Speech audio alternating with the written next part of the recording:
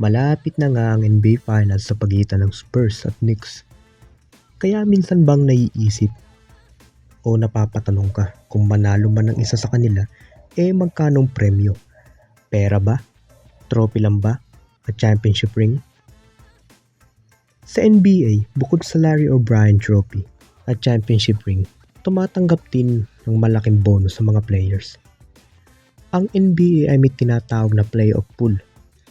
Isang pondo na hinahati sa mga teams na nakakapapasok sa playoffs.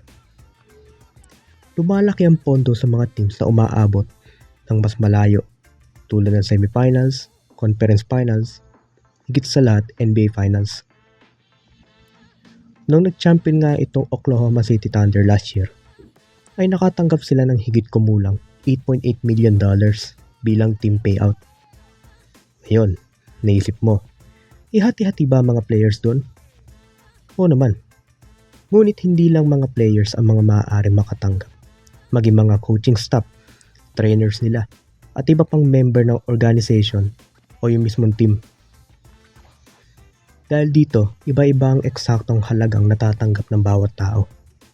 Sa maraming pagkakataon, ang isang player ay maaaring makatanggap ng daan-daang libong dolyar bilang championship bonus. At para sa mga superstar na mayroon ng kontratang nagkakahalaga ng 10-10 o daan-daang milyon dolyar, maaaring hindi ito pinakamalaking bahagi ng kanilang kita. Pero para sa mga role player at mas mababang sahod na manlalaro, isa itong napakalaking bonus. At hindi pa dyan natatapos ang benefits. Pag naging champion, isang player, tumataas din ang market value niya. Maraming endorsement deals, sponsorships, maging opportunity sa negosyo. Siyempre, mas malaki ang chance siyang makukuha niya, mas magandang kontrata sa future. Kaya para sa maraming players, ang pagiging kampiyon ay hindi lang tungkol sa pera. Ito ay tungkol sa legacy nila. Halimbawa, sa GOAT case ni LeBron, pati ni Michael Jordan, pera ba ang pinag-uusapan? Di ba hindi? Kasi ang pinagtatalunan sa kanila, yung dami ng accolades at championship ring.